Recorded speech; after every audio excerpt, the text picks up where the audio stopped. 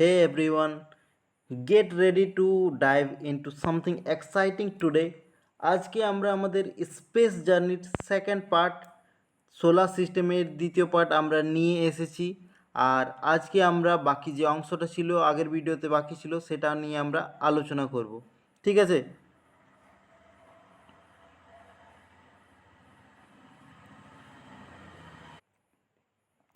আচ্ছা, আগের দিন একটা ভাই আমাকে জিজ্ঞেস করছিল যে কোন কোন এক্সামে এই ভিডিওগুলো কাজে লাগবে।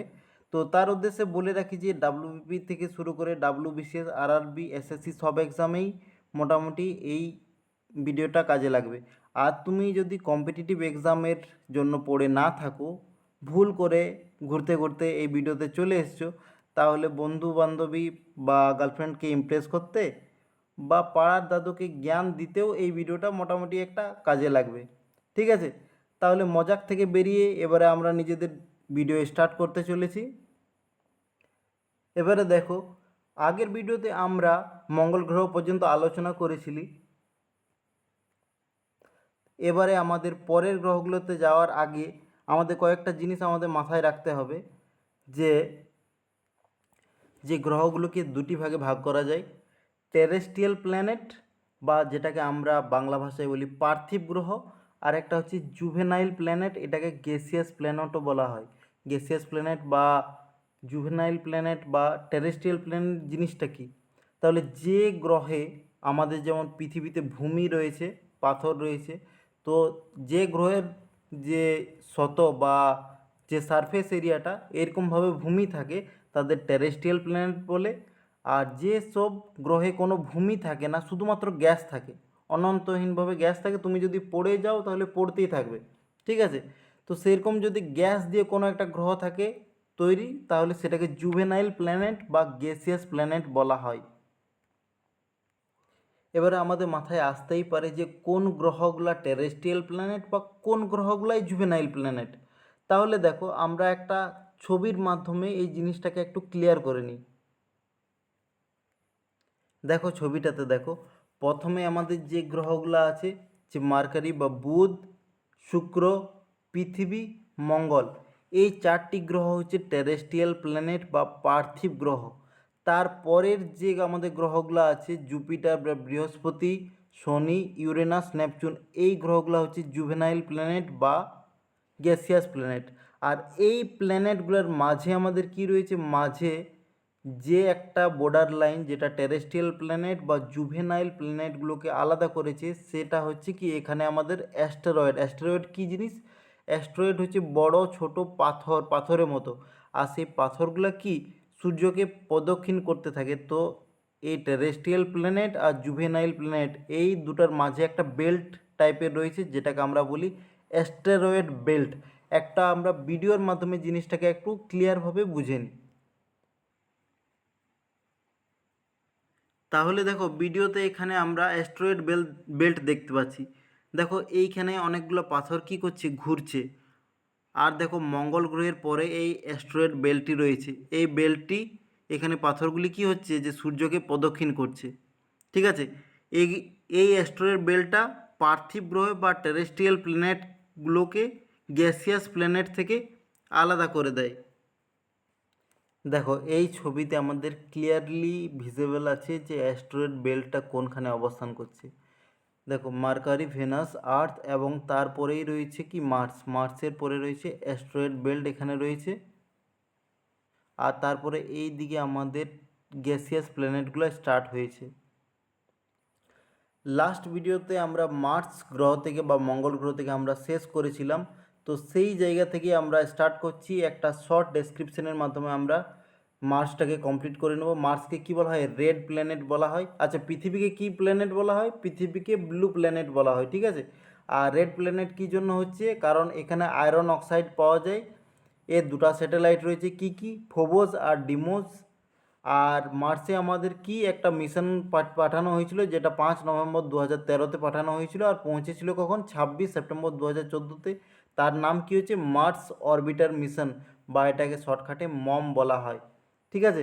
আর নাসা একটা মিশন পাঠিয়েছিল 2020 সালে, যেটার রোবটটার নাম মনে রাখবে, পার্সিভারেন্স তার রোবটটার নাম। এবারে দেখো মার্স আর বৃহস্পতি এর মাঝে রয়েছে আমাদের অ্যাস্ট্রয়েড বেল্ট, আর এই অ্যাস্ট্রয়েড বেল্ট পার হলে আমরা আউটার প্ল্যানেট বা গ্যাসিয়াস প্ল্যানেটে আমরা পৌঁছে যাব। দেখো ভিতরের যে প্ল্যানেটগুলো আছে মঙ্গল পর্যন্ত সেগুলোকে ইনার প্ল্যানেট আর টেরেস্ট্রিয়াল প্ল্যানেট দুটোই বলে, আর তার বাইরের গ্রহগুলোকে আউটার প্ল্যানেট বা গ্যাসিয়াস প্ল্যানেট বলা হয়। তো দেখো আমাদের সৌরমণ্ডলের সবচেয়ে বড় গ্রহ হচ্ছে কি জুপিটার বা বৃহস্পতি, আর এটার রোটেশন হচ্ছে ফাস্টেস্ট। রোটেশন বলতে কি বোঝাচ্ছে? রোটেশন মানে আহ্নিক গতি, একটা অক্ষের পর যে স্পিডে ঘুরে। তো তো সবচেয়ে বেশি স্পিডে রোটেশন কার রয়েছে? সবচেয়ে বেশি স্পিডে রোটেশন রয়েছে জুপিটারের। আর সবচেয়ে স্লো রোটেশন আমরা পড়েছিলাম কার ছিল? সবচেয়ে স্লো রোটেশন ছিল শুক্র গ্রহের। আর জুপিটারের যে মুন বা এর যে স্যাটেলাইট রয়েছে গ্যানিমিড কি হচ্ছে সৌরমণ্ডলের সবচেয়ে বড় মুন বা স্যাটেলাইট। সবচেয়ে বড় উপগ্রহ কার হচ্ছে? গ্যানিমিড উপগ্রহ। সৌরমণ্ডলের সবচেয়ে বড় উপগ্রহ হচ্ছে গ্যানিমিড উপগ্রহ। এর কালার কি? এই গ্রহটার কালার হচ্ছে অরেঞ্জ কালারের, আর এর মধ্যে একটা গ্রেট ডার্ক স্পট দেখতে পাওয়া যায়। গ্রেট ডার্ক স্পট জিনিসটা কী জন্য হয়? এখানে একটা টর্নেডো সৃষ্টি হয়েছে আজ থেকে প্রায় 400 বছর আগে। ওই জন্য ওখানে কি দেখা যায়? একটা গোল লাল রঙের একটা দাগ দেখা যায়। ঠিক আছে। আর এটা নিয়ে একটা জিনিস বলি, যে আমরা কি জানি যে দূরবীনের সাথে গ্যালিলিওর একটা অনেক সম্পর্ক আছে। তো গ্যালিলিও যখন প্রথম আবিষ্কার করেছিল দূরবীন, তিনি অ্যাকচুয়াল আবিষ্কার করেননি, অ্যাকচুয়াল তার হাতে এসেছিলো, তিনি ডেভেলপ করে একটা নতুন ভার্সন তৈরি করেছিলেন। আর সেটার মাধ্যমে তিনি যখন প্রথম আকাশে দেখেন তো তার নজরে জুপিটার এবং তার 4টি উপগ্রহ নজরে পড়ে। সেই 4টি উপগ্রহ কী কী ছিল? ইউরোপা, ক্যালিস্টা, গ্যানিমিড আর লো। এই 4টা উপগ্রহ তার নজরে পড়ে। ওই জন্য এই উপগ্রহগুলোকে গ্যালিলিও উপগ্রহ বলা হয়। আর এরপরেই তিনি মতবাদ দেন কি, যে গ্রহগুলা গোল গোল দেখতে হয়। ঠিক আছে। তার আগে যারা অ্যাব্রাহামিক রিলিজিয়নে বিশ্বাসী ছিলেন তারা মনে করতো কি, যে গ্রহগুলো চ্যাপ্টা টাইপের হয়। ঠিক আছে, বা ফ্ল্যাট টাইপের হয়। তাহলে দেখো এখানে আমরা ছবিতে দেখতে পাচ্ছি আমরা বৃহস্পতি গ্রহকে। আর বৃহস্পতির মধ্যে দেখো এগুলো তোমরা যেটা দেখতে পাচ্ছ এগুলো গ্যাস বটে, পুরোটাই গ্যাস, মানে কোনো ভূমি নেই। ঠিক আছে। আর এর আকর্ষণ বল সবচেয়ে বেশি হয়। বৃহস্পতি গ্রহের আকর্ষণ বল গ্রহদের মধ্যে সবচেয়ে বেশি হয়। ঠিক আছে। আর এটা দেখো, এটা হচ্ছে ওই গ্রেট রেড স্পটটা, যেটা কি বলেছিলাম, একটা ঘূর্ণিঝড় বটে, যেটা 400 বছর আগে শুরু হয়েছিল। ঠিক আছে। আর এটার কালার কি হচ্ছে? এটার কালার হচ্ছে আমাদের অনেকটা অরেঞ্জ টাইপের, পুরোপুরি অরেঞ্জ বলা যায় না, কিন্তু অরেঞ্জ টাইপের আর কি। দেখো আমাদের নেক্সট যে গ্রহ হচ্ছে স্যাটার্ন বা শনি। শনি গ্রহ হচ্ছে আমাদের নেক্সট গ্রহ। তাহলে শনি হচ্ছে কি, বৃহস্পতির পরে দ্বিতীয় লার্জেস্ট বা সেকেন্ড সবচেয়ে বৃহত্তম গ্রহ হচ্ছে আমাদের সোলার সিস্টেমে, সেটা হচ্ছে কি স্যাটার্ন বা শনি। এর কি ম্যাক্সিমাম নাম্বার অফ স্যাটেলাইট বা সবচেয়ে বেশি পরিমাণে উপগ্রহ রয়েছে। প্রায় কতগুলি উপগ্রহ রয়েছে? প্রায় 82 অর 83 উপগ্রহ রয়েছে। আর এই উপগ্রহগুলো কি অনেক ছোট বড় উপগ্রহ রয়েছে, যেগুলো কি হচ্ছে যে শনির চারপাশে ঘুরে ঘুরে একটা রিং ফরমেশন করেছে। ওই জন্য এর ম্যাক্সিমাম নাম্বার অফ রিং এর মধ্যে দেখতে পাওয়া যায়। আর এর রিংগুলো ভিজিবল হয় আমাদের নর্মাল টেলিস্কোপ, বা আমরা যদি সেরকম কিছু যন্ত্রপাতি ব্যবহার করি তা আমরা খালি চোখে আমরা দেখতে পাই। ঠিক আছে। আর তার মধ্যে উপগ্রহের মধ্যে সবচেয়ে বড় উপগ্রহ কী আছে? সবচেয়ে বড় উপগ্রহ হচ্ছে টাইটান। সবচেয়ে বড় উপগ্রহ হচ্ছে টাইটান। টাইটানের আবহাওয়াটা অনেকটা মানে অনেকগুলো ফ্যাসিলিটি এর পৃথিবীর সাথে কিছুটা ম্যাচ করে। আর একটা জিনিস আমরা আগেও পড়েছিলাম যে স্যাটার্ন বা শনির কী হচ্ছে ডেনসিটি বা ঘনত্ব সবচেয়ে কম। আচ্ছা, আমি কি বলেছিলাম যে শনি গ্রহের যে ডেনসিটি বা এর যে ঘনত্ব হচ্ছে এর কি জলের চেয়েও ঘনত্ব কম। অর্থাৎ যদি নর্মালি এটা আমরা বলের মতো এই গ্রহটাকে আমরা জলের মধ্যে রাখা যেত তাহলে কি এটা জলের মধ্যে ভাসতো। আর আমরা অপরপক্ষে কি বলেছিলাম যে কোন গ্রহের ঘনত্ব সবচেয়ে বেশি? আমাদের পৃথিবীর ঘনত্ব হচ্ছে জলের চেয়ে 5 গুণ। অর্থাৎ যদি জলে আমাদের রাখা হতো তাহলে পৃথিবী ডুবে যেত। কিন্তু এই যে শনি গ্রহ সে কি ভাসতে থাকতো। এবার দেখো আমরা এই শনি গ্রহের একটু ছবিটা দেখে নিই। দেখো এই ছবিতে আমরা দেখতে পাচ্ছি যে শনি গ্রহ দেখতে কত সুন্দর লাগছে। দেখো এর চারপাশে এখানে আমাদের রিংগুলা দেখতে পাচ্ছি আমরা।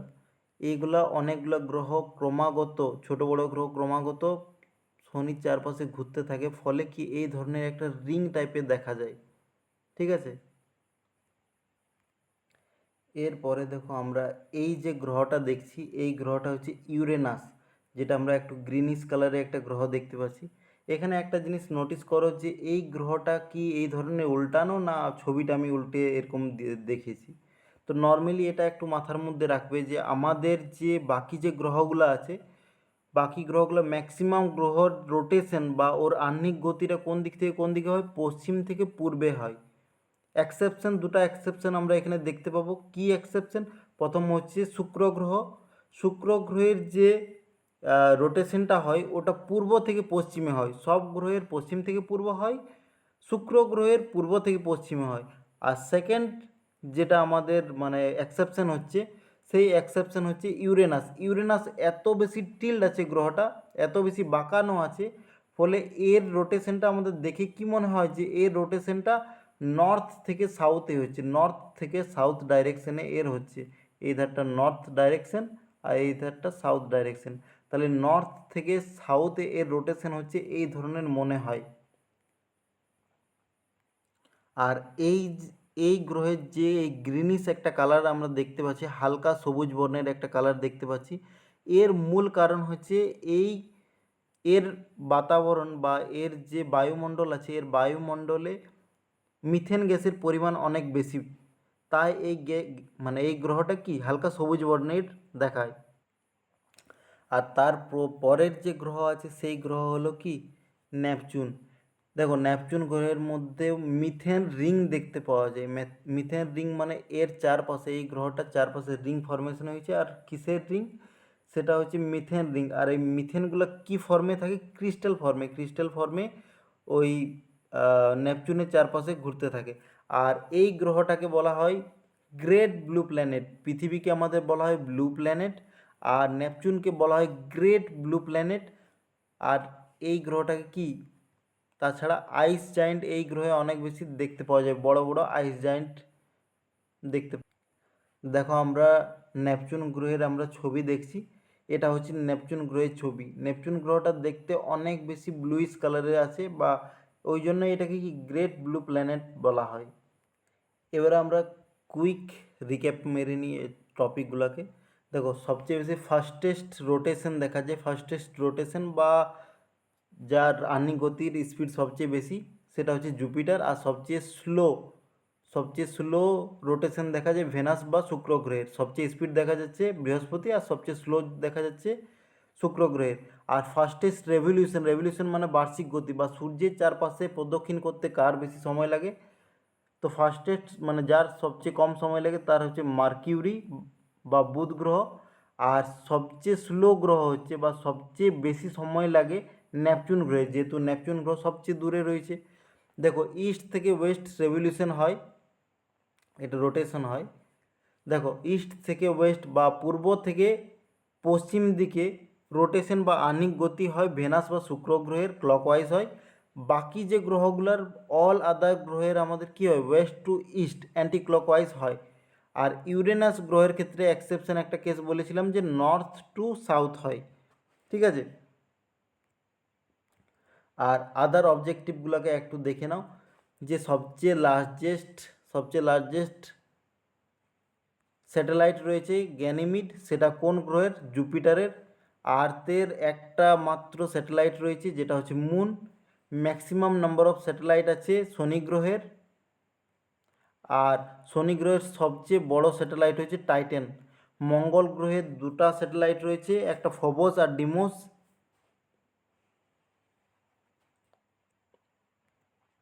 তারপরে দেখো বিভিন্ন গ্রহের কালারগুলোকে একবার রিকাপ মেরে দিই। যে অ্যালবিডো এফেক্ট বা সাদা রঙের গ্রহ দেখা যায় শুক্র গ্রহকে, ঠিক আছে, ওই জন্য শুক্র গ্রহ সবচেয়ে উজ্জ্বল গ্রহ।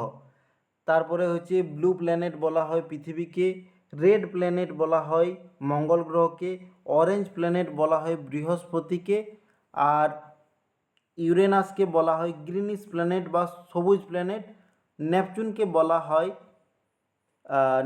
বলা হয় গ্রেট ব্লু প্ল্যানেট। এবারে দেখো একটা লিস্ট আমরা দেখে নেব যে গ্রহের নাম, উপগ্রহের সংখ্যা আর উল্লেখযোগ্য উপগ্রহগুলোর আমরা নাম জেনে রাখবো। আর এর মধ্যে আমরা আরও কিছুগুলা গ্রহ বা যেগুলোকে আমরা বামন গ্রহ বলি তাদের নিয়ে ইনফরমেশন আমরা পেয়ে যাব। তো দেখো বুধ গ্রহের কোনো উপগ্রহ নেই, শুক্রের নেই, পৃথিবীর একটা আছে, চাঁদ, মঙ্গলের দুটা, একটা ফোবস আর ডিমোস, আর বৃহস্পতির হচ্ছে 79, তার মধ্যে সবচেয়ে ইম্পর্টেন্ট হচ্ছে গ্যানিমিড। শনির 82টা আছে, সবচেয়ে ইম্পর্টেন্ট বা সবচেয়ে বড় হচ্ছে টাইটান। ইউরেনাস এর 27টা উপগ্রহ রয়েছে, তার মধ্যে ইম্পর্টেন্ট হচ্ছে মিরান্ডা, ওয়েব্রন। নেপচুনের 14টা, তার মধ্যে ইম্পর্টেন্ট হচ্ছে ট্রাইটান। ঠিক আছে, আগে আমরা শনির পড়েছিলাম ওটা টাইটান, এটা হচ্ছে ট্রাইটান। এবার দেখো বামন গ্রহ। বামন গ্রহ কাদের বলা হয়? বামন গ্রহ বলা হয় যেসব গ্রহের আকার অনেক ছোট হয়, মানে আকারে অনেক ছোট হয়। আর দ্বিতীয় কথা, গ্রহদের বৈশিষ্ট্য হচ্ছে কি গ্রহরা নিজস্ব কক্ষপথে ঘুরতে থাকে। কোনো গ্রহ অন্য কোনো গ্রহের কক্ষপথ ক্রস করে না, কিন্তু বামন গ্রহদের ক্ষেত্রে সেটা উল্টা। বামন গ্রহরা নিজের গতিপথ ছাড়াও অন্য গ্রহের গতিপথ ক্রস করে, ওই জন্য এদের বামন গ্রহ বলা হয়। ঠিক আছে, এদের মানে নির্দিষ্ট কোনো রুল নেই। একে তো মানে এদের আকারে ছোট, আর দ্বিতীয় কথা হচ্ছে যে গ্রহদের মতো এদের নির্দিষ্ট কোনো কক্ষপথ নেই। এরা মানে অন্য গ্রহের কক্ষপথকে ক্রস করে। তাহলে দেখো প্লুটোর মধ্যে 5টা উপগ্রহ রয়েছে, তার মধ্যে হাইড্রোজেন স্কা ইম্পর্টেন্ট। এরিসের একটা হচ্ছে ডিসনোমিয়া, তারপরে হাইমিয়ার দুটা হচ্ছে নামকা আর হিয়াকা। ম্যাকের এখানে একটা নাম আছে অ্যাস্ট, 2015-তে এটা তৈরি হয়েছিল, এটার একটা কোড আছে 136471। আর সেরেসের কোনো উপগ্রহ নেই। ঠিক আছে, এবারে দেখো আমরা আমাদের মুন বা চাঁদকে নিয়ে একটু আমরা আলোচনা করে নিই যে চাঁদ থেকে পৃথিবীর দূরত্ব কত হচ্ছে। গড় দূরত্ব হচ্ছে 3,82,000 কিলোমিটার। ক্লোজেস্ট পয়েন্ট কখন? যখন চাঁদ আর পৃথিবীর মধ্যে সবচেয়ে কাছে যখন থাকে তখন দূরত্ব হয় 3,54,000 কিলোমিটার। আর এই অবস্থাকে বলা হয় পেরিগি। আর যখন সবচেয়ে দূরে থাকে তাহলে সেইটাকে বলা হয় অ্যাপোগি। কত দূরত্ব হয়? 4,04,000 কিলোমিটার। আর নর্মালি আমাদের যেটা গড় দূরত্ব সেটা হচ্ছে 3,82,000 কিলোমিটার। রোটেশন আর রেভলিউশন এর কত হয়? এর হয় 27 দিন 3 ঘন্টা, মানে অর্থাৎ এর আহ্নিক গতি আর বার্ষিক গতি সেম হয়। ঠিক আছে, দুটাই হয় কি 27 দিন 3 ঘন্টা। আর পৃথিবী আর চাঁদের যে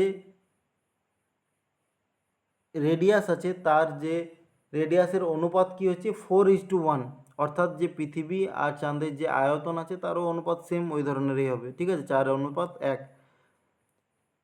চাঁদ থেকে পৃথিবীতে লাইট আসতে সময় কত লাগে? 11/3 মানে যদি আমরা ধরি তাহলে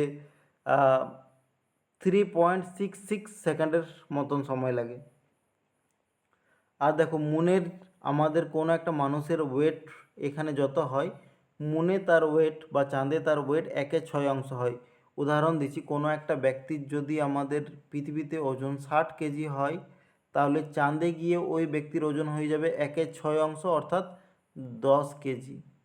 ঠিক আছে, আর স্টাডি অফ মুন, চাঁদ নিয়ে পড়াশোনাকে বলা হয় সেলেনোলজি বলা হয়। এবারে দেখো চাঁদের একটা আমরা ছবি এখানে দেখে নিয়েছি, চাঁদের ছবিটা। ঠিক আছে, নর্মালি চাঁদটা আমাদের দেখতে এই ধরনের হয়। তাহলে আজকের ভিডিও আমাদের এখানেই সমাপ্ত হলো।